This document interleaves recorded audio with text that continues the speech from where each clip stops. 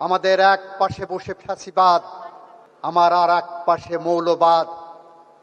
বাংলাদেশ আজ দুই ভাবে বিভক্ত হয়ে গেছে জুলাইকে কেন্দ্র করে। এক ভাগ জুলাইকে নিয়ে ব্যবসা করা, বাণিজ্য করার রীতিতে নেমেছে, আর এক ভাগ জুলাই সনদকে সামনে রেখে জুলাই সনদকে বাস্তবায়ন করার জন্য ধীর গতিতে না হলেও মধ্যম গতিতে এগিয়ে চলেছে। এবং সেই ভাগ হলো আমাদের মাননীয় প্রধানমন্ত্রী তারেক রহমানের নেতৃত্বে।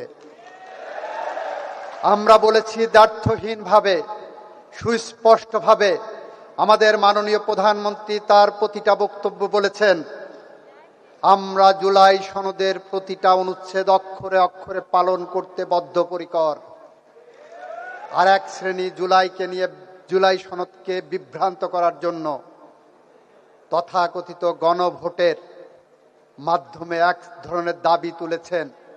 আমরা যখন সুনির্দিষ্টভাবে উপস্থাপন করেছি এটা জুলাই সনদের পার্ট না, তারপরে তারা অন্য পথ অবলম্বন করার চেষ্টা করছেন।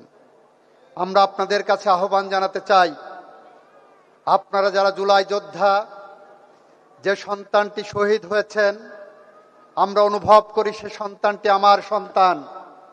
যে ভাইটি নিহত হয়েছেন, আমরা অনুভব করি সে ভাইটি আমার ভাই।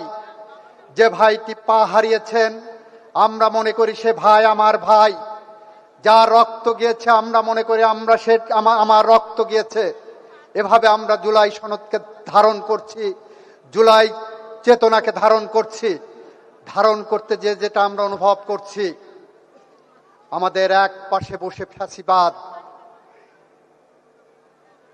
সার্বভৌমত্ব হরণের চেষ্টা করছে, আমার আর এক পাশে মৌলবাদ যারা ক্ষমতার মোহে অন্ধ হয়ে যাওয়ার চেষ্টা করছে। এদের থেকে সাবধান থাকার জন্য আপনাদের কাছে অনুরোধ। জুলাই চেতনাকে ধারণ করে, জুলাই সনদকে সামনে রেখে যে কোনো বিভ্রান্তির পথ পরিহার করার জন্য আপনারা অতন্দ্র প্রহরীর মতো থাকবেন। তারেক রহমান সামনের কাতারে থেকে আমাদের যে নির্দেশনা দেবেন, মাননীয় প্রধানমন্ত্রীর দেখানো পথ জুলাইয়ের পথ, মাননীয় প্রধানমন্ত্রীর দেখানো পথ জুলাইয়ের স্বপ্ন বাস্তবায়নের পথ। আমরা সেই পথ ধরে এগিয়ে যাব। আমরা বদ্ধপরিকর প্রতিটি জুলাই হত্যাকাণ্ডের বিচার করতে, ইনশাআল্লাহ আমরা সেইটা করতে সম্ভবপর হব। সেই প্রত্যয়, সেই প্রত্যাশা ব্যক্ত করে আমি আমার কথা শেষ করছি। খোদা হাফেজ। বাংলাদেশ জিন্দাবাদ। সবাইকে ধন্যবাদ। সবার আগে বাংলাদেশ, সবার আগে বাংলাদেশ।